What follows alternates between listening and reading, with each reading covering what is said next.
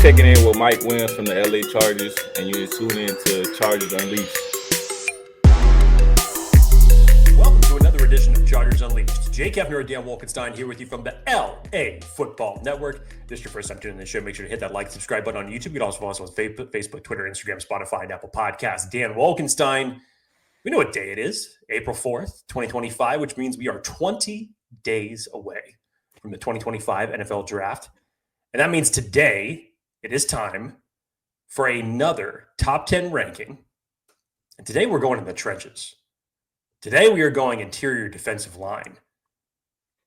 Leading up to this show, Dan and I were in full agreement with as talented as this defensive line class is. It was a bitch creating this top 10 list. I thought I had a pretty good idea of what the 1 through 4 was going to be. And then as it got closer, I had to tinker with that. Past 4, holy shit. This got tough. Yeah, it's like, what's your favorite flavor of ice cream? You're like, I love all ice cream. Like, I'm an equal ice cream consumer. Yep. I got to pick, like, no, it hurt to put people off of this top 10 list. This would be if you were going to Baskin-Robbins 31 flavors and ordering 31 flavors. But only allowed to talk about 5 of them. Yeah. Imagine the worker's face if you said that. You said what? I got to put 31 flavors in this cup. Are you kidding me? Yes. That's pretty much what it was like. And I'll start this off, Jake, by like, legitimately, you could skip the top 10s and start at 11 and put 11 through 15 up against arguably the top 5 of any other class in the last 5-10 years. Yep. It gets that good. And, but it also makes this fun. It also makes this exciting because we both know, we do not know what our top 10 lists look like, each other's top 10 lists, nor do we know the honorable mentions. So I'm curious how long it takes for one of us to absolutely go ballistic over the stupidity of the other person, but we'll find out. We'll find out. We will find out. Dan, quick housekeeping item just before we jumped on this pod and before we get into the top 10 list. At the time of this recording, if you're listening, watching, whatever it is, just about a half hour ago, the Chargers signed to a 1-year deal, add a little bit more ammunition to the quarterback room. They bring in Trey Lance on a 1-year deal that's up to $6 million. Is that correct? Yep, up to 6.05, I think. Dan, initial thoughts? Don't look at the preseason game last year. Good initial thoughts. No, but look, I think he has been kind of victim of crappy situations. And he said, "Oh, the Niners crap." No, I genuinely think that he could use a fresh start with a coaching staff that is different than what he's gone through in the past. And I think he has all the talent in the world. But there's some things up top that sometimes get the best of him. But if you look at just pure athletic traits, there's a reason why he was a top pick. So, again, if you're whoever the backup quarterback is, this Chargers team, if it's for a long period of time, they're screwed. Yes. But if he can be coached up right to where he can win a game or two, if need be, like that's what we're looking for. I actually really like this as just a low risk, possibly just high reward move for Trey Lance, even more so than the team. It gives him, now you've got Justin Herbert, Taylor Heineke for him to learn from in this quarterback room. And I didn't mind it. You add a little bit more depth at that type of a range for a guy who was a previous first round pick. To Dan's point, if he's playing, it's not a good sign necessarily for the Chargers, but in terms of his overall growth and development and added depth for the Chargers in this circumstance, there was questions on whether or not should the Chargers look for a third quarterback toward the tail end of the draft. You may have taken one of those off the table now. So it'll be interesting to watch this moving forward, but I like the move. Yeah, I don't know how anyone would really hate the move. You know, this is kind of again, churning underbelly roster signing, an insurance policy for the Chargers team. Jake, before we get to the torture that was us getting through the top 10 and honorable mention, I think I need to ask you 2 questions. One, what did you have for dinner last night? Random question, but okay. Answer. The answer was Subway. Ooh, okay. Jake ate fresh. Let's start fresh by talking about our friends and pay the bills. Love it. Good transition there. BetOnline is the world's most trusted betting platform and your #1 source for everything football. BetOnline is every stat, every matchup, and even live odds and spreads to bet on during the games. You think you know your stuff? Get in our $200,000 mega contest and pick 5 games against the spread every single week for your chance of up to $200K. When the game is over, head on over to our online casino and get on a game of blackjack or poker or on one of our 150 slot games. Head on over to the website today to get on the action. BetOnline. The game starts here. What was your second question? Can we talk about our friends over at BetOnline? Oh, that was the second question. Okay. Yeah. Got it. Yeah. But I'll add another one. How are you doing today? I'm excited about this episode, honestly. I've been looking forward to this one all week. I know we had Jordan Reed on earlier this show. I knew we had to get back to our top 10 list following what we did with the tight end group. We still have plenty more to get through between now and April 24th. We have to once again, just like we did with the tight end episode, we have to set the right precedence here in terms of you're virtually going to hear this same sentence from me on repeat for every top 10 list that we have.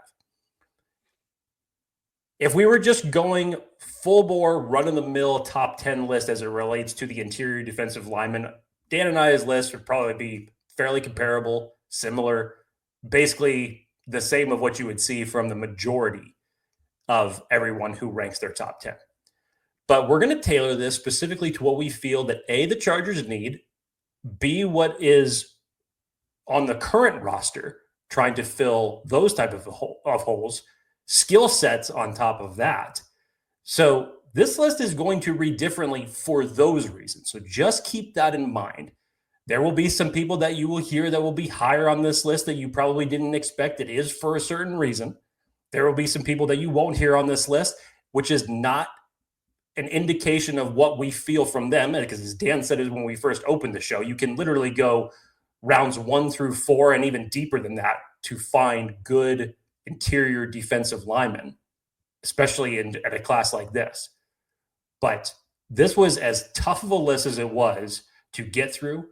It was tough as hell to keep some names off this list, so we will have some honorable mentions that we'll open up with before we get into the top 10.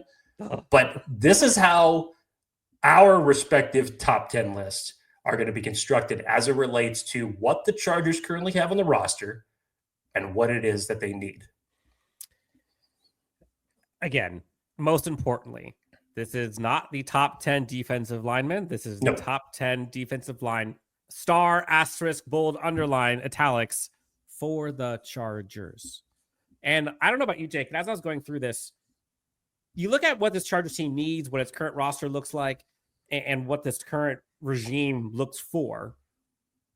While there could be some things that we're leaning towards, i.e. this Chargers defensive line could definitely use some pass rushing juice, there are still some guys on here where it's, even though they could use some of that stuff, there are some dudes on this list that I just can't not have on the top 10 because of just how good they are. And no one's going to say no to this player who's going to make the defensive line better, regardless of if they can have a excellent or subpar pass rush versus elite or subpar run stopping. So I think we might start this thing off with Flames right off the jump. And I'm not sure I'm ready for it, but Jake, let's do the honorable mentions first. So we'll go honorable mentions, then we'll go 10 through 6, then 5 through 1. If this was a 2-hour show, we can conceivably do a top 10 of just honorable mentions. That's how ridiculously deep this class is. I must have moved this person in my top 10, out of my top 10 at least 3 times. And where I came to putting him on the honorable mentions list, honestly, is going to gut me talking about it right now. As much as I love this individual, I had Aeneas Peebles as on my honorable mentions list. I absolutely love Aeneas Peebles. I'm shook. And I hope as we get toward the middle of whether it's the tail end of day 3 or the beginning of day 4, if he ends up being there and the Chargers have not addressed the interior defensive line yet, I would love to see Aeneas Peebles on this team.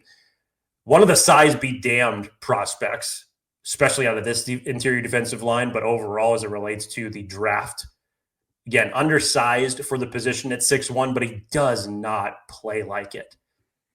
Dan, he had one of the top interior defensive line rankings as it relates to pass rush win rate out of any of the interior defensive linemen.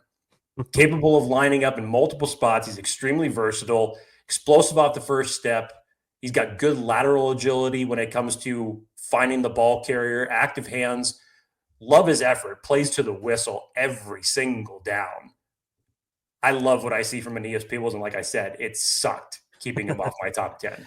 Yep, I have him just outside of my top 10. He comes in at number 12 for me. And you mentioned it. Some of the numbers he has were insanity. You mentioned the undersized part, though. That's important, I think, especially with his Jim Harbaugh and Jesse Minter style defensive line. But there were some stats that you can't ignore, right? Like 6th in the country with pressures, 37, a 17.8 pass rush win rate, which is wild. And get this, here's a stat for him to put on his resume. Anyone who talks to him, 91.2 pressure grade from 2 press sets, tied with Derrick Harmon, who we might hear a little thing or two about later, with the highest in all of FBS. Again, size be damned, to your point, but this tells you how good this group is if he is number 12 for me. Just remember one thing when it comes to the size. Poona Ford was 5'11". So I don't think that they're shy as it relates to overall size of someone when it comes to those. You add in those factors trade. Well, I get that, but it doesn't take away what he did in his 1 year with the Chargers. They brought him in. It was a great year for him. Sucked seeing him walk. But I don't think that they're going to let his height be a detriment to the interior defensive lineman that they're. And I don't know if I would either. I'm just saying when you're trying to kind of split hairs here and figure out which guys you're wanting to go after, like some of these are going to have negatives, and which ones are you going to be accepting? And again, as we get through this top 10 list, you'll see why this is so difficult, because I cannot believe we're not going to be talking more about him. Jake, another one on my list. We don't know. I don't know your list. Did JJ Pegues make your list? He was outside of it as well. Okay. We're 2 for 2 on honorable mentions. Okay. So they have it on the board. Do you have Vernon Broughton? On my top 10 or in my honorable mentions? In your top 10. I did not have Vernon Broughton in my top 10. Did you have the other Texas kid? Alfred Collins? No.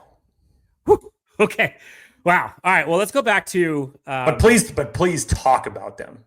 Please. Oh, gosh. Okay. Because Alfred Collins was another tough decision for me. Yeah. JJ Pegues, I really like. And for, I guess, context, I probably have him as like an early day 3, in my opinion. But dude, like quick twitch, super athletic. I like the size, 6'2", 325. Like not huge, but definitely fits the part. If you want a fun watch, though, like this kid is using the backfield on offense, just like plowing or dragging defenders. Disruptor, wrecked interior offensive lineman constantly. He actually started off, fun fact, as a tight end in Ole Miss. I love his hands, really good swipe moves. He resets the line of scrimmage pretty well. He had this, it's kind of funny. There's some guys who plow through versus go around, and he kind of just slices through blocks so well. I could totally see Harbaugh loving this type. You know, he's a multifaceted interior defensive line guy, high motor, good flexibility. And while his pass rush grade isn't elite, his pass rush grade from true pass sets are, and his overall defense is pretty good. So again, like we're talking up about JJ Pegues, I like him. Doesn't make my top 10. And then I would say real quick, Vernon Broughton, super athletic, lines up in the middle or the edge. He definitely has quick feet, dude. His feet move faster than probably anyone else on the line he's attached to. Always getting to the running back pretty quick. His game against ASU, which I would know, was insane. Constantly blowing up passes. Played in all 16 games, 4.5 tackles for loss, 4 sacks, 2 pass breakups, and 2 forced fumbles. I like his agility, but honestly, his upper body and lack of size, in my opinion, leaves some to be desired. But I don't know, man. I mean, 13% pass rush win rate, 86.3 pass rush grade. Like, I'll take it. Again, we're talking outside of our top 10, and this is an early day 3. This is like a round 4 guy for me. So that's how much we're splitting hairs here. But that's the crazy part is we can see so many guys get drafted by this Chargers team that don't make my top 10 that I'd be pumped for. Like Joshua Farmer, sign me up. Jamar Caldwell, absolutely. Like there's so many dudes here where I'm like, yeah, I like this guy. Tonka Hemingway, sign me up, brother. I freaking love Tonka Hemingway. Not on my top 10. So that's what sucks is it feels like I have 27 kids. I only get to talk about 10 of them. Yep. Anybody else on your honorable mentions before we get to 10 through 6? No, let's jump into the 10 through 6. Before we start that, I want to preface this because here we go. Dan and I's list is going to be different based on different traits that we're looking at. And by all means, everybody please put their top 10 list in the comments for this. To give you an idea as far as what my top 10 list is going to look like, the pass rush aspect is what played a huge variable to me. And this is mainly based off of what the Chargers currently have on their roster right now. So when you look at Tito, Tyler Tart, Deshaun Hand, who am I forgetting, Dan? They know. Yes. In terms of what they have along the interior defensive line right now, it's more geared towards guys who are solid in terms of stopping the run. But they need a little bit more pass rush juice. And that's where the intangibles of these individuals on specifically my top 10 are going to come into play. So that's why rankings may be different, names may be different, and some names that you may not hear on my list will end up being in there. Again, if this was just straight interior defensive lineman. Just rip the Band-Aid, Jake. Just go. This would be like a 2-hour show. So let's go. Dan. I'll list them off to you first. And then we can go in detail on everything. So, number 10, I had Joshua Farmer out of Florida State. Oh, shit. Sorry. Wow, what a start. I don't know why that reaction came into play, but after Joshua Farmer, CJ West from Indiana. I had Omarr Norman-Lott from Tennessee, Tyleik Williams, and TJ Sanders. That's my 6 through 10. Dare I ask why you had that type of reaction to Joshua Farmer? Because that was when we were talking about Joshua Farmer in my honorable mentions, and he was not in my top 10. Okay. Cool. Wow. Okay, go ahead. I'm way lower on him than you, so I'm excited to hear how you have him ranked. Let me get to my 10 through 6, Please, and then we'll go to it. Number 10 for me, Jordan Phillips out of Maryland. Nice. Number 9 for me, CJ West, like you, Indiana. Number 8, Tyleik Williams, Ohio State. Number 7, Omarr Norman-Lott out of Tennessee. And number 6, TJ Sanders out of South Carolina. Very nice. So let's start with George Farmer, excuse me. Please, the floor is yours. Okay. So I didn't even have him. I'm sorry. I didn't even have him on the honorable mentions list because I was not expecting this name to be said. I apologize. That's all right. This is what makes it fun. This is what makes it different. And that's why we love talking NFL draft when it comes to these. One of the few bright spots from Florida State's defense for the 2024 season was Joshua Farmer. 6'3", 331. And he's got the ideal size that you want for the position. Dan, he posted 26 pressures, 6 sacks, and 18 run stops during his college career. Again, has the scheme versatility to play multiple spots along the defensive line. And man, does he choose violence when he plays. He is very strong. There was a reason why he was on Bruce Feldman's freak list before the season started. And when he's going up against offensive linemen with the motor that he has, he can create chaos in the backfield, whether he's getting after a quarterback or trying to stop the run. Now, his run defense is not the best, and he can get driven off the ball at times. And he doesn't have as much burst off his first step as what some other ideal prospects that are going to be higher than him on this list are. But he just has so much potential when it comes to the traits that he has, that if you put him with the right type of coaching staff, you can develop something very, very strong.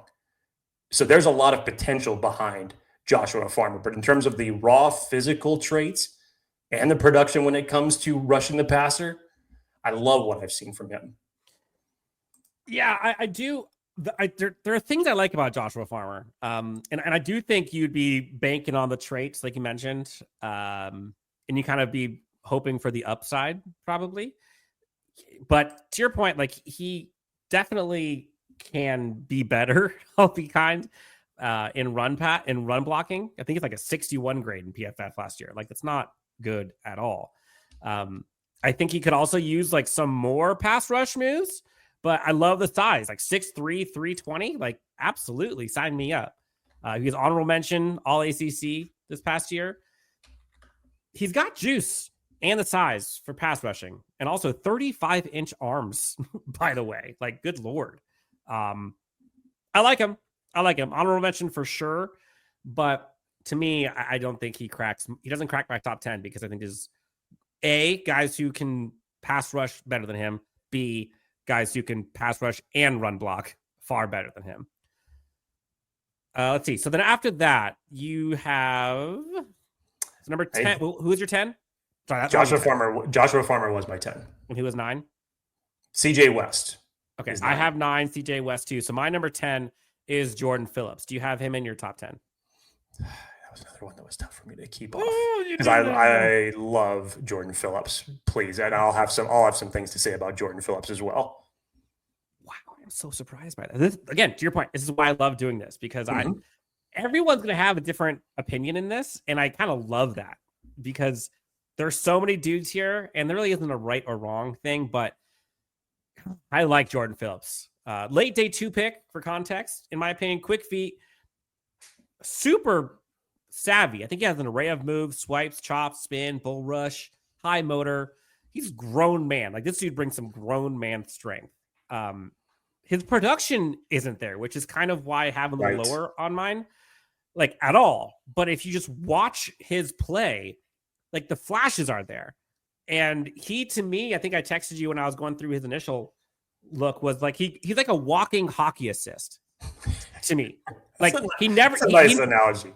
He never gets the credit, but if you go watch it, you're like, oh, that's because of Jordan. Oh, there's another one because of Jordan Phillips. Yeah, oh, that's why. He just has that dirty wide receiver caught the ball. Oh, it's probably because Jordan Phillips. yes. He's definitely more of a pass rushing interior defensive line than run stopping, but 11% pass rush win rate, 72.7 pass rush grade. Really, really good athlete, gets upfield in a hurry, can win with both speed and power. Consistently putting interior offensive line on the turf, which I love to see. Excellent power moves and punches, shed blocks well. He claws up his lane, which will often wash out offensive linemen. And the cool part with watching him is it almost looks like he knows what the offensive line is doing at times and knows where the offensive line is trying to get him and will not let it happen. And he'll like get to spots before they can get there. I really like Jordan Phillips, but if you're just going off of what folks are looking at, like if you're just stat watching, you're going to be with a lot left to be desired.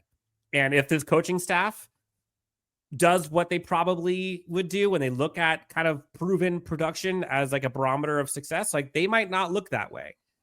But if we're just talking pure traits and what this guy brings as a makeup to a team, he has a lot, man. I really, really like Jordan Phillips. Yeah, Jordan Phillips is another one, size be damned, 6'1", 312. He's another guy off of Bruce Feldman's freak list prior to the beginning of the season. And he's just a powerhouse with crazy, crazy strength. Sure. Dan, you were mentioning clogging up holes or making it difficult for offensive linemen. Go back to the East-West Shrine practices that week and look at what he was doing to opposing offensive linemen because he was moving them around. There's tons of upside with Jordan Phillips. And I think that he's great when it comes to what he can do against the run. But it's the other aspects of it that just kept him out of my top 10 for me in terms of what I think that the Chargers need, given how their roster is currently constructed. But I'm with you. I love Jordan Phillips as it relates to his traits overall, what he can add to a defensive line room. I think he's going to be a great addition for whoever picks him up. And it was kind of similar to, like, and not nearly as extreme, but, if you're just stat watching, and you look at Justin Herbert's stats last year, like, you'd be like, all right, he was kind of like, average, whatever. Like, there are some statistics that he was balling at, right? But, like, it wasn't the 5,000-yard, 38-touchdown season. And so some people would be like, oh, like, Justin Herbert had kind of like, an average season, maybe above average, whatever. Like Jordan Phillips, same thing. Like you look at the production, look at just the stats, you're going to be underwhelmed. And I get it. I totally get it. But it's one of those like peel the onion kind of thing. And I think you're going to see a lot with Jordan Phillips. CJ West, Jake, was your number 9. Is that right? That is correct. I'll let you do the honors because I love CJ West, and I also have him at number 9. Yeah, he was another one that actually was in flex a lot through the bottom of this top 10 in terms of where I felt was a respectable spot to put him. Even still, I think that it may be a little too low for what I think he's going to be at the next level. I don't know how many times I have to say this. Another size be damn prospect is CJ West. Don't look at it when it comes to overall height, because no matter what it is that you see, he's just a disruptor with a non-stop motor. He's been a rising player throughout the evaluation process. He had a great all-star week. I thought he had a tremendous combine. Smaller in size, yes. Smaller in length, yes. But he is explosive with active hands when he comes off the line. His game against Michigan, you go back and you watch that, was a really great watch because I think it just encompasses everything that he does well, whether it's bull rush power, whether it's shedding blocks, getting after the quarterback, or stopping the run. He's powerful enough to penetrate double teams, even at his size. His lateral movement and his awareness is impressive when he's in pursuit of the football. I love CJ West. I think if you want someone who's going to come in and add, pass rush juice to the front of your line, this is your guy. Oh man. 6'2"? Is that what you have? What do you have listed as? I think he's 6'2", right? Now you're making me go back and looking at my numbers now. I had him at 6'1", 316. Was I wrong on that? 6'1", 6'2". Okay, yeah. I think depending on what you're looking at. I love CJ West. Give me some CJ West. Yes. I know, you can say, I guess, size be damned, but like that dude is physically imposing when you watch him compact, play football. Wide. Not necessarily the height that you normally see off of prototypical IDL guys. Yes. The dude is just like kind of a amoeba in the best type of a way. Yeah, he's a pure nose tackle. Yes. And transfer from Kent State. Opposite what we just talked about with our previous guy. Consistent 3-year production, 80+ overall grade for 3 straight years. You'll take that. His play style and game impact is all over his film. Elite run defender. Again, so this is one of those, I know the Chargers are kind of looking towards probably more pass rushing, but you can't not have CJ West on here when you go see him as a run defender. 88.1 run defense grade, 11.4% run stop rate. That is incredible. Super impact player, man. Like he just impacts the field and you feel him on the line of scrimmage. There's a play versus Maryland, I believe, where he overpowers, beats a double team, and then is getting held while sacking the quarterback. And I'm like, who does this? He's great. I mean, he's strong where he'll be able to push back lineman in the backfield with one arm while keeping his other eye in pursuit on the quarterback. He's kind of like this multitasker. Eludes blocks really well. Small arms and hands. I know people are going to be upset about that, but like, who cares if you're effective, right? 31.5-inch arms, 9 3/4-inch hands. But dude, production and consistency, right? 72.9% pass rush grade, 81.1 grade for run defense. So 10.1% pass rush win rate, 11.4 run stop. He's kind of really good at both things. So if you're talking like production and proven commodity, this is the guy that you'd be like, all right, that makes sense. I would absolutely see them going after a guy like this. Consistent impact performance. While he might not have the sack numbers, he has the impact year over year over year. 3 straight years above 80 overall grade for CJ West. And again, that's just number 9. God, this is insane. Damn. Okay, my number 8, Jake. Yes, let's hear it. Tyleik Williams. Where do you have him? I had Tyleik a little bit higher than you. I actually had him at 7. Ooh, okay. So we're close. 8 and 7. All right. So I think, do we have Omarr Norman-Lott flip-flop then? Because I have Omarr Norman-Lott at 7. Correct. So I've got Omarr Norman-Lott at 8. Okay. So why don't we do Tyleik Williams together, and then we'll do Omarr Norman-Lott. Go for it. Tyleik Williams. This kid is a grown man. You cannot deny him. Incredible run defender. I think he anchors down among the best in this class.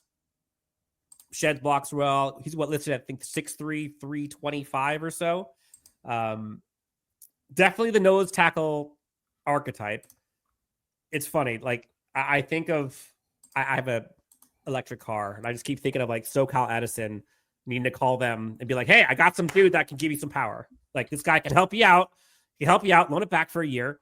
He's got power for days, honestly. Versatile body size. He can play multiple defensive fronts at nose tackle or 3-tech with just inside the guard. 88.6 run defense grade. Like, we're talking elite. Over 1,200 snaps over the past 2 years, so proven production. Again, this is one of those, like, not a pass rusher per se, but like if you need a nose stopper, a run stopper, nose stopper. If you need a run stopper, like, he's your guy, man.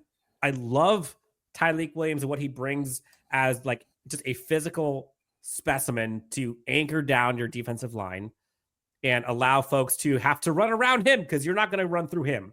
You're going to have to run around Tyleik Williams.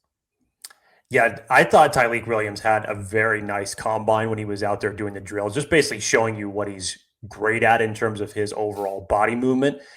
When he ran at his 40, though, Dan, holy shit, at his pro day, that was scary when he went down during his 40. But thankfully, all indications are that he escaped that without serious injury, but that looked bad. I actually forgot about that. And everybody was holding their breath when that happened, because it was just looked like the worst possible situation for him. But it sounds like there was not serious injury. So that's great news for him. But just getting back to what he does well, he's extremely versatile as an interior defensive lineman, capable of playing either the 3-tech technique or the nose position. And he's got an athletic profile for him. Upside, as Dan was saying, can anchor the line against the run, but also has enough burst and motor to get after the quarterback, to penetrate the line and get after the quarterback. Strong hands to move around, offensive lineman capable of taking on double teams. The main issue with him, Dan, that I see is just consistency, and specifically when it comes to winning one-on-one pass rush snaps. So you'd like to see a little bit more in terms of like what he uses. You'd like to see a little bit more pass rush moves to his repertoire rather than just relying on his great athletic ability and his power. That's fair. So those are just the only two things that I had for him. But man, you take a guy like that and you put him into a rotation with what the Chargers currently have on this interior defensive line, he can thrive. Yeah, and I guess, like, I could say I'm being a little hypocritical, because like the Josh Farmer argument that I had, kind of why I didn't have him in my top 10, you can give the exact same thing for Tyleik Williams with how poor he is at pass rush, comparatively speaking to run defense. Like, his run defense is his calling card by far, but just a 59.8% rush grade from pass rush perspective. So I think his run stopping ability is better than Josh Farmer's pass rush ability. That's why I have him a little higher, in my opinion. And I think his physical attributes are more towards what Jim Harbaugh and company would look for. Like, I think he has the size, he has the traits, he has kind of that pedigree that I'm not sure Harbaugh and company would like be able to look over. Again, like, I kind of have him as like a probably early day 3 guy for me. That doesn't mean he's not a good fit, though, right? Like, there are some guys who might be a later grade who might be a better fit. You're just like, just wait. You can find your guy. All right, Jake. We flip-flop these. Yes. Omarr Norman-Lott. Yes. Return. Man, has Tennessee been rich at the defensive line for the past 2 years, which limited Omarr Norman-Lott to 460 snaps over the last 2 years. But like the old saying goes, you make chicken salad out of chicken shit. That's exactly what Omarr Norman-Lott did, because in only 460 snaps over 2 seasons, he still had 10 sacks and 20 pressures over that span. And even with those numbers, there were still a lot of plays when you go back and you watch that he left on the field that he could have finished. So those numbers that we're talking about could have been even better in such a limited snap count, which is just absolutely insane. But when the Vols needed someone to get after the quarterback, they were calling number 55. He's got power and he's got leverage to move off blockers, uses his length in his hands well, capable of beating double teams. The limited snaps, obviously, is definitely going to be something that I'm sure everybody is going to highlight when it comes to him. And he's still coming into his own as a player. But there's enough traits there that you can say, okay, we can perfect those coming into a interior defensive line rotation where we're not expecting him to be the starter for this group. And you say, okay, it's 3rd and 9, go get the quarterback, go do what you're best at. Yep. That's Omarr Norman-Lott. Absolutely. Yeah, you definitely can coach him up. Holy burst, dude. Like, talk about athletic. His get off is crazy. Amongst the best in this class, I would argue. 6'2", 291. Like, again, a little undersized, kind of like that. I don't want to say tweener. I hate use hybrid. Like, he's a term hybrid. Massive hands, though. He's almost always the first lineman to move on either side, like either offensive line or defensive line. He's always the first one. Huge motor, great pursuit. You'll see him like ragdolling offensive linemen a ton. Quick to conflict. He doesn't wait. He's not passive at all. Like, he is aggressive. His hands like remind me of like Mr. Miyagi. Like, they just never stop chopping. They're just violent, right? Like, wax on, wax off, and just don't repeat. stop chopping. Yes. Just keep chopping. Yep. I think he's great when he's lined up right on the center and just absolutely puts him in conflict immediately. 5 sacks, 9 hits, 13 hurries this past season. 88.3 pressure grade from true pass sets. That's like elite level pass rush grade. He wins more on like pure athleticism and strength than he does like technique. So to your point, like, I think coaching and all that can kind of help him at the next level. But holy shit, dude, like pass rush win rate of 18.9%. Like, you can't argue against that. 81.6 pass rush grade, 88.3, like I said, from true pass sets. 18.9% pass rush win rate from the interior is pretty damn good, amongst the best in this entire class. I have him at 7, and I would love to see Omarr Norman-Lott. Like, that is the type of stuff that this Chargers team doesn't really have crazy birth. Like, a lot of their stuff is like grown man strength, right? Like, you think about Thule. He has like high motor. He's not necessarily quick around the edge, but he's just kind of a high motor guy that can kind of make his way. Like a Khalil Mack, same way, like, right? Like bull rush. Like, the dude is just all anchor. They don't have like the quick dudes, especially from the interior. Omarr Norman-Lott would bring that in spades. Again, a little undersized, but if that's what they're looking for, like pass rush juice from the interior, dude, like, yeah, he fits that. I'd probably say mid to late day 2-ish. Sounds about right. At least for me. Again, like, we're talking team priority wise. No, I would agree with that. That's a fair range for him, I think. Who do you have at 6? I forget. I've got South Carolina's TJ Sanders at 6. Who did you have at 6? Bingo! That's 2 for 2. Holy shit. 2 of our top 10 are exactly aligned. 2 of them are flip-flops. So 4 out of 5. Dan, I led off with Omarr Norman-Lott. Go ahead and lead off for TJ Sanders. Man, TJ Sanders is fun. Yeah. TJ Sanders is fun. And I hope that folks can start to like use this if they haven't already done so, and like just go watch some of these guys, because like normally the interior defensive lineman for me, like, I'm not saying I'm fantastic at other positions, but I'm definitely better at grading certain positions over others. And sometimes it's tough for me to do interior defensive linemen specifically, because there's a lot of like nuance and technique and things you have to kind of consider and context around a lot of this. Whereas like looking at receivers or edge or running back, or like the skill positions, corners, safeties, I feel like I historically have done better there. But usually like interior defensive lineman isn't the sexy film study. It is this year. Like it is this year. And so TJ Sanders of South Carolina, midday 2, in my opinion, 6'4", 300 pounds. Okay, so it's definitely tall. Can maybe bulk up 5-10 pounds or so. 10.25-inch hands, 33 1/8 arms. Pretty good. Former basketball player and tight end. Yes, please. Absolute monster. Awesome blend of production, athleticism, traits, and upside. 10 sacks, 15 hits, 35 hurries, 16 TFLs over the past 2 seasons. Like, that's consistency. 90.3 pressure grade from true pass rush stats. That's 6th best in the entire country. You see guards and centers just like tapping out on the mat constantly. He's incredible at shedding blocks, great hands, great blend, in my opinion, of speed and power. His motor is through the roof. He's always on the attack, shooting gaps. Excellent use of leverage. Gets his hands up in passing lanes as well, which I think is a big one, a bonus when he can't get to the quarterback. He's got bull rushes, swim moves. You see him like right there at the short yardage situations, stuffing all over his face, right? Flexible alignment, can line up over center, all the way out to the tackle. Constantly in the backfield. He's kind of like the wrecker of chains, but the wrecker of lines. He beats double teams in multiple ways, in my opinion. Like, he's got quick feet, speed, and power.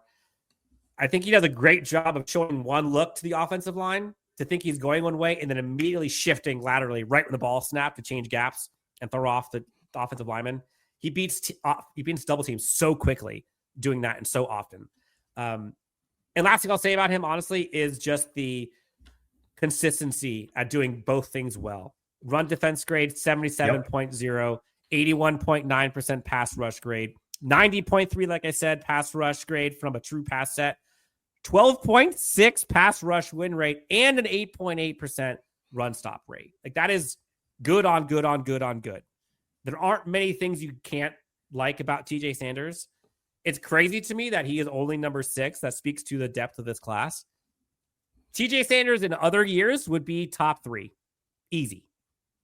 Not this year. That's unfortunate for him. You talk about a guy who wreaked havoc at the Senior Bowl. Holy shit. You talk about explosive, versatile, disruptor. That is TJ Sanders. He can line up at the 3 tech or the 5 tech position. Dan, you were mentioning that consistency as it relates to his production. Just look at the production over the last 2 years, save for 2024. Go to 2023 as well, what he did there. But in 2024, as you mentioned, 27 pressures, 5 sacks, 2 passes defended, possesses that speed to power factor that you really like to see from someone at his position. Great first step off the snap, lateral agility to pair with his handwork, and he's got that diverse bag of pass rush moves. Yeah. And he's also stout against the run, Dan. He's got 58 career run stops. That's wild. I mean, you talk about someone who's looked good all over the board. He's got a solid track record behind him. Now, where he struggled a little bit is when he's going up against double teams, and you'd like to see better production in that spot. And he could use some hand refinement here and there rather than just strictly relying on his athleticism to get past blockers. But overall, the traits, the tools, his production, everything on top of that, you love what you see from TJ Sanders. Yeah, and you're right. Like, we talk about the guys who can run around versus run through. Like, this is definitely one of those where he uses his athleticism, to your point, and just gets around dudes so quickly. Like, he jump cuts amongst the best, and that kind of comes from, I think, his basketball background. But he isn't the one who is, like, overpowering someone with brute force. Like, that's not him all the time. He's more so just athletically freakish, right? But, dude, like, that speed and that quickness and that burst, like, that's what this Chargers team lacks. So 100%, like, this fits the bill. Best fits for the Chargers, right? Top 10 best fits for the Chargers. We are in alignment at number 6.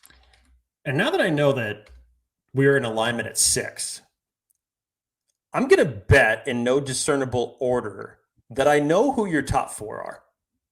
Top 4? I have a pretty good feeling. So that leaves who's at number 5. And if I have a good idea of who your top 4 are, again, in no discernible order, I think I know who your number 5 is going to be then. Okay. Well, then I will let you do the honors. I'll let you do the honors and talk about number 5, and then I'll tell you if you're correct. Dan Toledo's got themselves another stud in Darius Alexander. Sure do. Yes, sir. Where did you have Darius Alexander? At number 5. Pow. There it was. My bet was correct. So we're looking good here. We're actually better than what I thought we were going to be up to this point. So Darius Alexander has been rising up draft boards ever since the Senior Bowl, and for good reason. Very unique athlete for his position. Guys that are 6'4", 305 are not supposed to move like this. He can line up various positions along the defensive line, explosive first snap and speed to get into the backfield. Violent hands, has an array of pass rushing moves that you'd like to see from someone at his role. Capable of taking on double teams and wins.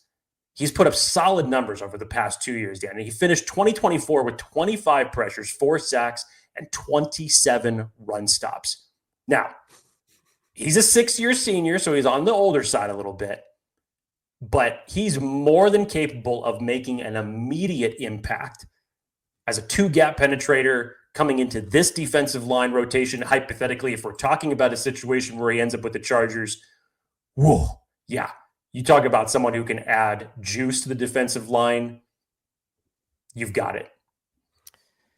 Oh, man. Darius, the Thriller Alexander from Toledo. Oh, my goodness, Jake. We're getting to scary hours time. This man just licks his chops when he is one-on-one. When he is one-on-one, he is like, if we're even, I'm leaving, and I'm going right to the quarterback. 6'4", 305, 34-inch arms, 10-inch hands.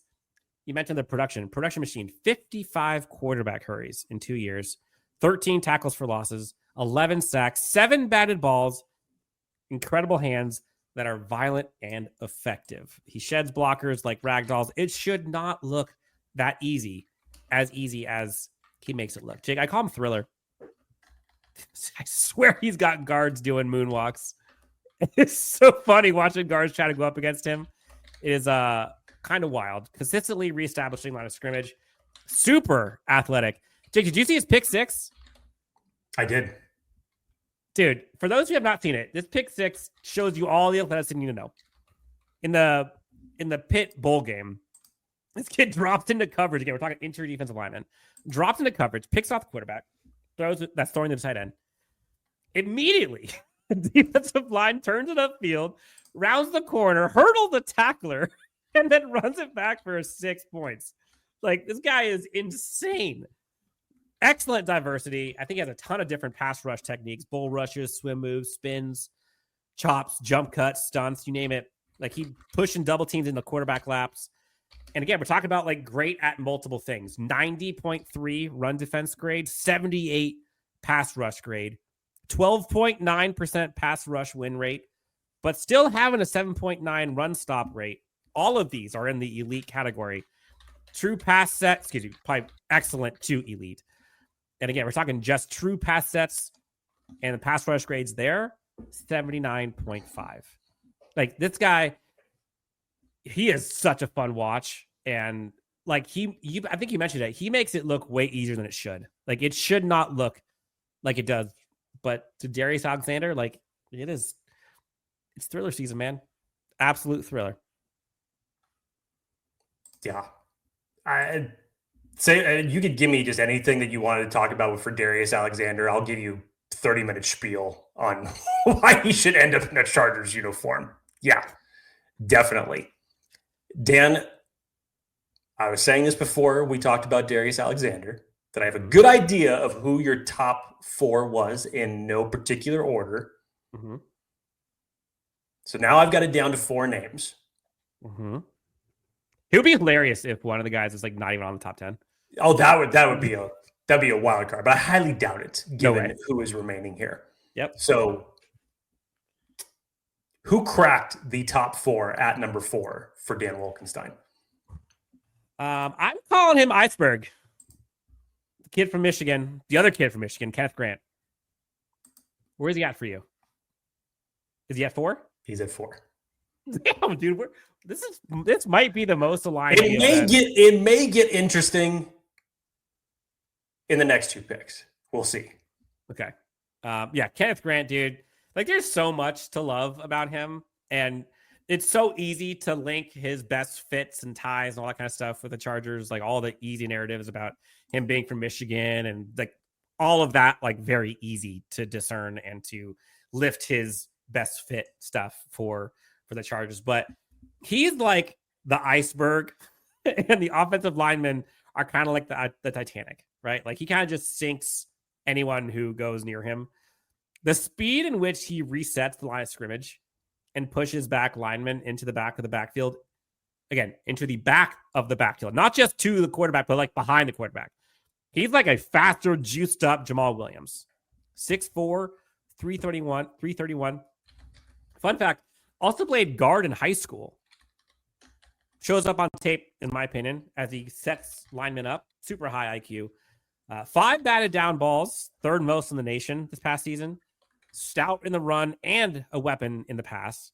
I think he does really good with block destruction, which I know was a pillar from Jesse Minter back when he was a defensive coordinator for them. Multitasker for sure. Athletic freak. Rare blend of both size and mass and quickness. And he kind of just like changes the math in the trenches. Like the guy like this should not be as athletic as he is and be as effective as he is at moving people both through or around. There's the obvious Michigan ties. Again, we talked about that for a lot. The biggest issue for him, and is a kind of a surprising one given who he goes to school for, but a lot of people are talking about how he just kind of lacks the consistency where like it seems like sometimes he takes the plays off, sometimes he keeps plays on, can run hot, then run cold. But man, 87.5 run defense grade. Are you kidding me? 77.3 true pass rush grade. Are you kidding me? Almost 10% pass rush win rate. Like the kid is just pretty damn good to elite at everything. And again, in any other class, this guy probably would be the top. Kind of reminds you a little bit of like Derrick Brown back in the day on the Panthers. Yep. That's where he kind of looks like to me. But, I mean, people are talking about him being a Chargers possibility at 22. I get it. Hey, we just had Jordan Reed shoot a shot. Yep.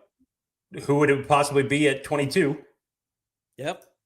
Personally, there are 3 guys that I'd rather have, but if Kenneth Grant is the consolation prize, oh, bummer. Oh, no. I'm happy. Yeah. Tailor-made for Jesse Minter's defense. That is Kenneth Grant. That's due to his versatility in setting up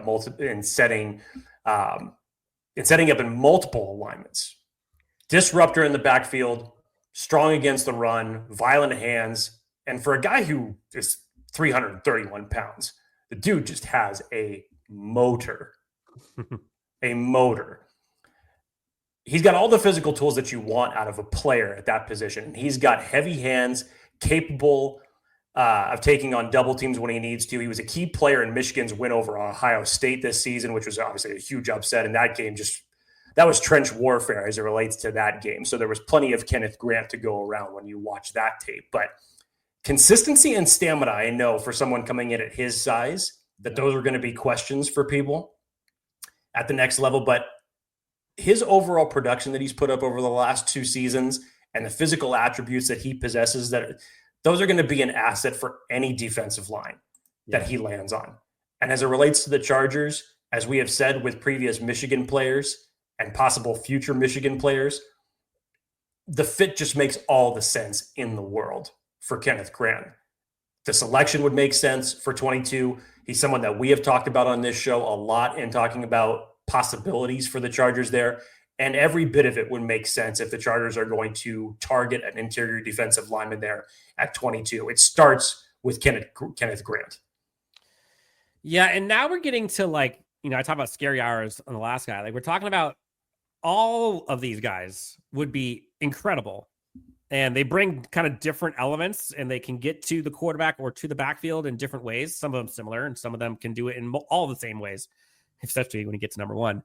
But it really just depends on what archetype you're looking for, because all of these guys are effective at what they do. Okay. Who's your number 3? Number 3, Dan. You ready? I think so. Tension building a little bit as it relates to what number 3 could possibly be. Are you sure you're ready? Yep. Walter Nolen. Yes. Okay. Dude, This might be the most aligned we've ever been on a which I was not expecting, honestly. I no, really me neither. wasn't. Damn. So Okay. I'm enjoying this. This is I'm actually shocked. I was thinking I was gonna be coming with much bigger flamethrowers than this. All right. Okay. So for Mr. Walter Nolen out of Ole Miss, one of the top defensive tackles in getting after the quarterback, there is no question about that is Walter Nolen's game. Possesses the size, speed attributes that are normally not found among guys that are coming in at 6'3", 305.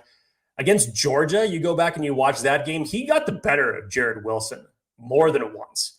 And he has shown consistent ability to get off the snap quickly, using his lateral quickness to get around offensive linemen, and has that type of positional versatility to line up in multiple spots along the line. Now, there are aspects of his game that need to be polished.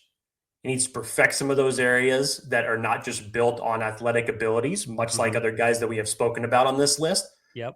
But when you talk about someone who has a high floor for this interior defensive line class, that's definitely Walter Nolen.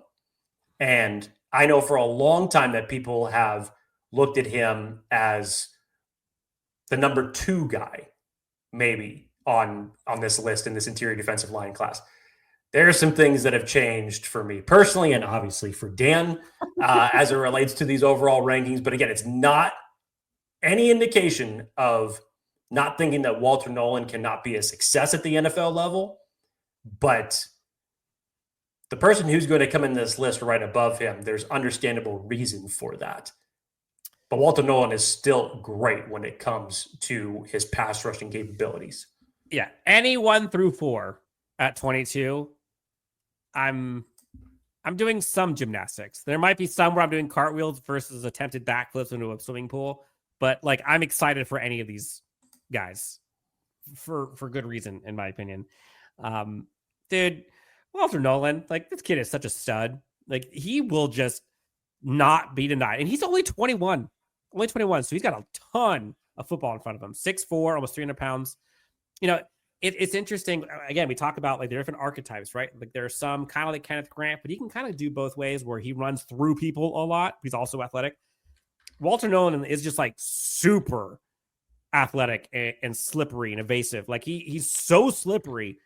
Offensive linemen just seemingly are always whiffing. He's so quick, so nimble, crazy strong arms and hands, and really, really good use of angles. Like he shoots gaps like a pistol. I think he's probably one of the quickest in that regard. First team AP All-American, first team All-SEC, tie for the team lead with 14 tackles for loss this past season. Finalists for the Outland Trophy, which is the nation's top offensive lineman / defensive lineman. It started all 13 games. Availability is your best ability. 48 tackles, 6.5 sacks, 3 pass breakups. This kid is excellent in pursuit. Quick twitch, man. Explosive. Plays like a cat in the prowl. I think he plays with so much instinct. 25 hurries, 6 sacks this year, 13 sacks over the past 2 seasons. But again, like don't let his speed fool you. Like he's got power too.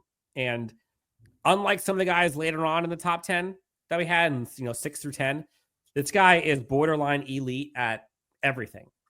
11.9% run stop rate, 10.9% pass rush win rate, 75 pass rush grade, 91 defense grade for run defense.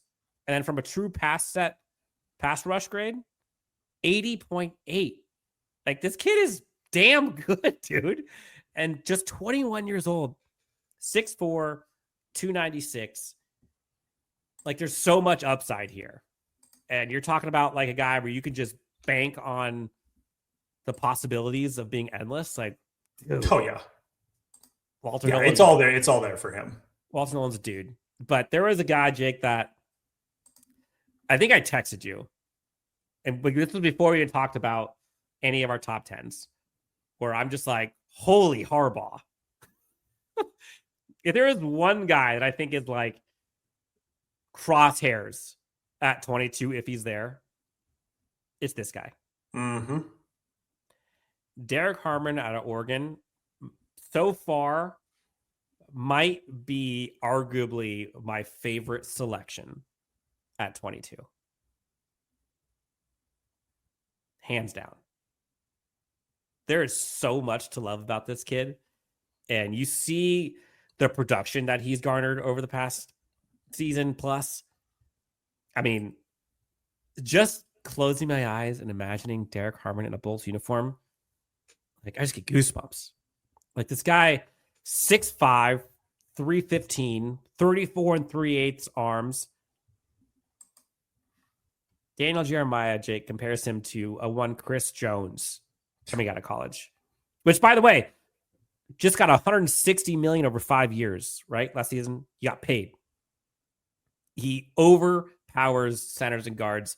They're like barely speed bumps to him, it feels like. His leverage is insane.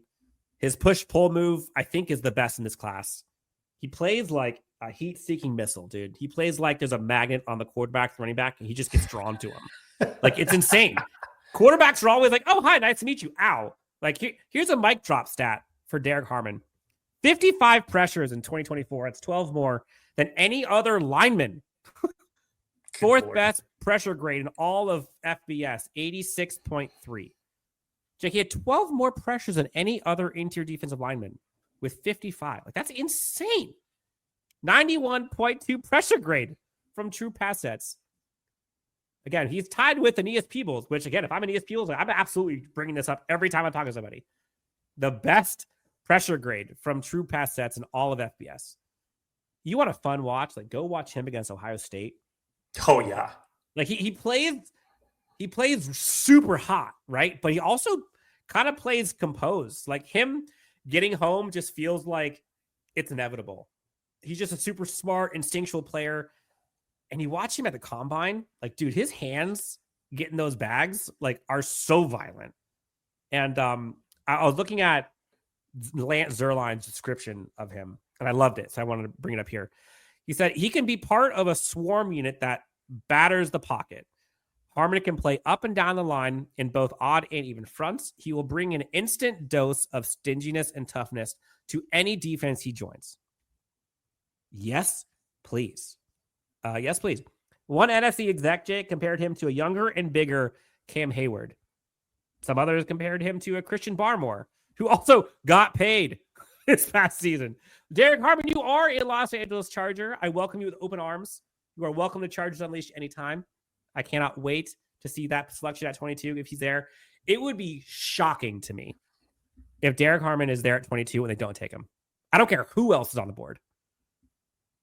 Like, on their big board, if you just look at it, close your eyes, who's on the big board? I can't think of that many people above him. That's including Colson Loveland. If we go back to end of January, beginning of February, admittedly so, I had Derrick Harmon as my fourth best interior defensive lineman in this class.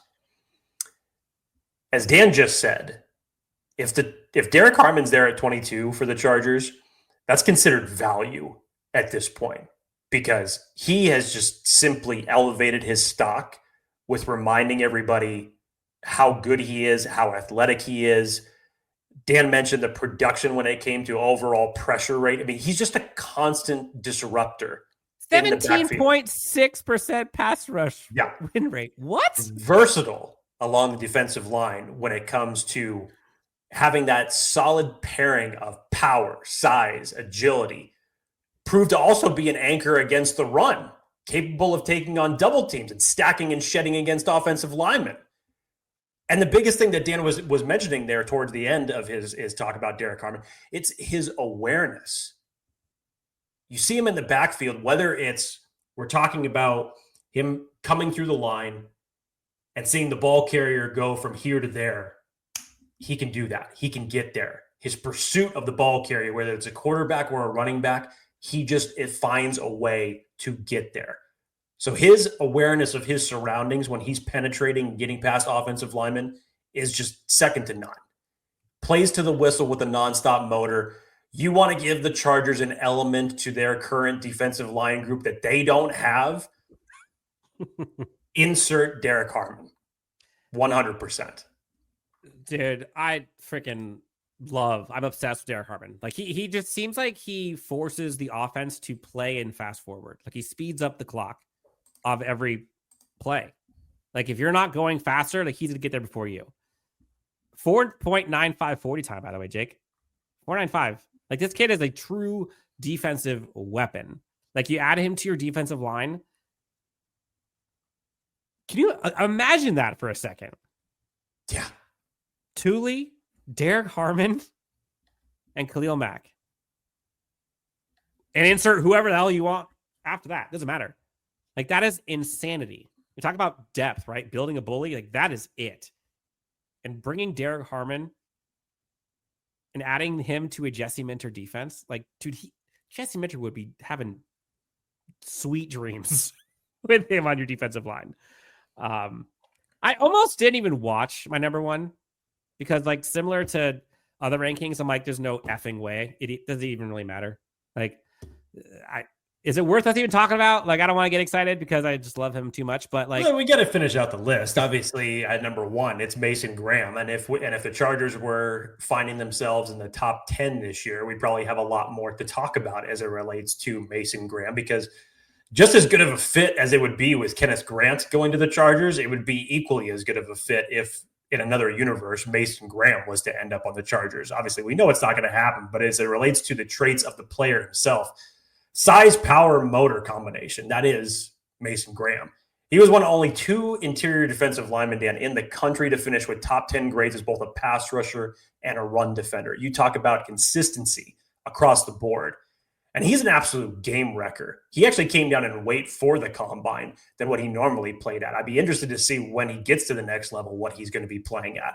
But that ability to shed blockers with his quickness and power, the active hands that he plays with, able to take on double teams once again, translates strength to power by getting low and just blasting back offensive linemen to create pressure. Now, just in general, as it relates to his draft, so he's kind of had a flux from where people thought he was going to end up. You know, a lot of, you go back just a couple months, people had him like, oh yeah, surefire, top 5. Now he's like, okay, top 10. But in general, wherever the hell he's going to land up, you're going to end up building, that's going to be a centerpiece to your defensive line for a long, long time. Man. Were you surprised? Did you feel like we were going to have some more argumentative moments on this? Yes. Like, I had a good idea of what our top 4 was going to be. I did not think that it was going to be the same. But outside of the top 4, I thought there was going to be some conversations to be had. And truth be told, the honorable mentions and number 10 was literally the only time that we really had an argument. Joshua Farmer was the furthest we got into that. You know what? Screw what I said at the top part of this pod sucked. All right. I thought that there was going to be so much more collective banter between you and I, but here we are. Here we are. We're aligned. These were our top 10 interior defensive linemen as it relates to the Chargers. Currently, again, what they have, the way that their roster has been constructed, and what we feel that could be the element that's missing to it. That is the traits that these top 10 lists were constructed. Please, by all means, let us know when we're wrong, because some people are probably shredding their top 10 list right now when listening to this. And by all means, please give us your top 10s. Give us the players that you love and your assessment of them, because this is when, as I was telling Dan, this is the type of time of the year when football becomes fun, when you can have these type of conversations as to why one player is higher than the other, why you like one guy over another. It's just fun football banter. And this is one of the aspects that I love so much about this time of year. Yeah. Mason Graham, dude, like he's like Thanos. Like, he's got all the Infinity Stones. Like, he just does everything. And it's just not fair. He's number 1 for a reason. Like, it's a no-brainer. He's going to be the first interior defensive lineman off the board. Like, it's not even a question. He kind of reminds me of, I'm blanking, but the tight end who's going number 1 right this year, Tyler Warren. Like, he reminds me of him, where it's like, it's so crystal clear that he's number 1. Nothing away from the other guys, but it's just like, yeah. You know the term, like, pancakes, right? For offensive linemen. Pigs in a blanket. What he does to offensive line, I'm calling pigs in a blanket. Whether it's push-ups, push pulls, chops, you name it. Like he's literally putting linemen on their stomachs on the grass all the time with ease. Like give him a baba, give him a blanket, like night. Like pigs in a blanket. That's what he does. I was not expecting that term, but now that you're talking about it, I'm like, okay, yeah, it kind of makes sense. That was I made it up. But good. 100%, like that's him. He puts pigs in a blanket to sleep. It's like bend the knee. Okay. That's him. It's just not fair. Yeah, you mentioned all the things. He has all of it. He's going to go top 10 for sure. Chargers fans would dream. Not going to happen. They're not going to trade up that much for him because they're at 22. But still, man, would that be fun. But I think the important part here, Jake, is 1 to 16, 17. Hell, 1 to 20. I'm pumped. And I'd be pretty confident that the Chargers are going to get one of them. Especially considering how important the trenches are to this regime. I would say the same. So if we're putting our own opinion as far as when they would address the interior, the defensive line, I mean, realistically, this could happen anywhere between rounds 1 through 4, depending on what their big board looks like and depending on how the draft overall falls to them. But as I said at the start of the show, you could create a top 10 out of the honorable mentions list. That's how deep this class is, and it's absolutely ridiculous. So one way or another, whether you're going to find a fresh start and a future anchor of your interior of your defensive line from a run stuffer to a pass rusher, you can find it. Or if you're looking for a rotational piece that's going to add a little bit more pass rush juice to your current interior defensive line group, you can find it. 31 flavors as it relates to this interior defensive line group. You got to love it. So 9 of our 10 are the same. Joshua Farmer and Jordan Phillips are the only 2 that each of us have flipped. But my number 10, as a recap, Jordan Phillips, number 9, CJ West, number 8, Tyleik Williams, number 7, Omarr Norman-Lott, number 6, TJ Sanders, 5, the Toledo Missile, Darius Alexander, number 4, the Iceberg, Kenneth Grant, number 3, Walter Nolen, number 2, and my best fit, who I would love for the Chargers to be at 22, Derrick Harmon, and number 1, Mason Graham. I want to see Darius. I will say, Darius Alexander, give me the moonwalk, give me the thriller that he does to offensive linemen. Like, sign me up for that, dude. I'd love Darius Alexander and Derrick Harmon are kind of like the 2 of like that archetype of like, yes. Trade back, get you some extra draft capital, and then select Darius Alexander. Okay. Oh, yeah. God, sure. My juice is flowing. Yes, please. If I could speak in hypercriticals for a second.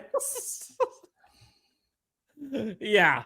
This was a fun one. And again, it's hard, in my opinion, because I'm, again, like, who am I? Defensive line sometimes is a hard watch. And there's a lot of specifics and nuance and situational stuff. This was a fun one, dude. Like, I understand why they have so much hype this year. And for the Chargers, like, this group has a ton that can help solve for some of the issues that they have had this past couple of years. Jake, anything else from this class, from this episode, moving forward before we dip on out of here? This is just a hell of a class in general, and it's going to be so interesting to see how it shakes out, where other teams outside of the Chargers have them prioritized. When it gets to the teams, it's really going to set the stage as far as the interior defensive class early. And then you're definitely going to see a run of them on day 2. That is for certain. Mm-hmm. So where are the Chargers going to prioritize this if it's not interior defensive line at 22? You're going to have plenty of other opportunities, yeah, but I would say you probably don't get out of day 2 without hearing one of these guys' names called for the Chargers. If I was a betting man, I think round 1 goes to their tight end or defensive line right now. That's where I'm putting my money. The 2 names, again, I could totally see the trade back for Darius Alexander, and I could totally see a trade up for Derrick Harmon. If they get to like 17, 18, 19, he's still there, I would not be shocked at all if they just went up and got their guy. So don't be surprised. This is fun. I'm surprised and I'm proud of us. And 5 years in, Jake, like for us, I don't think we've ever had a top 10 that's been that close. No, never. But again, what makes this fun for us is this is for the Chargers. And so it looks like both of us seemingly have a pretty aligned viewpoint on what this Chargers team needs and what they're looking for and like their type. So again, to Jake's point, give us your top 10. Let us know what you think. Tell us where we're wrong. We're always wrong. Not surprised. And we will see how this thing goes. But Jake, enjoy the weekend, my friend. Folks in the chat, folks watching in the comments, you enjoy as well. If you have not done so already, please hit that like and subscribe. We might do a live show. Might not. I don't know. We'll see how our juices are feeling in the morning. But until then, you can find Jake at Jake T. Hefner, myself at Dan W. Sports. And we'll talk to you next time on Chargers Unleashed. Have a great weekend, everybody.